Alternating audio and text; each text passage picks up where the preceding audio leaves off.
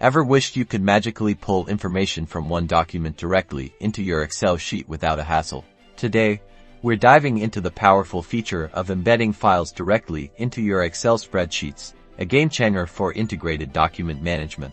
Let's get started by going to the Insert tab on your Excel ribbon up here. You'll see an option called Object. Click on that.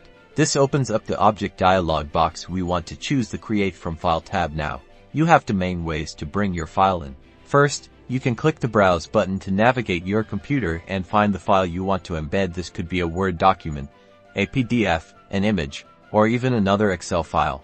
Once you've selected your file, you'll see two important options: Link to File and Display as Icon. If you check Display as Icon, your embedded file will appear as a clickable icon on your spreadsheet, saving you space and keeping things tidy. If you don't select Display as Icon, Excel will try to show a preview of the file's content directly on the sheet. This is great for visual references, but can take up more space.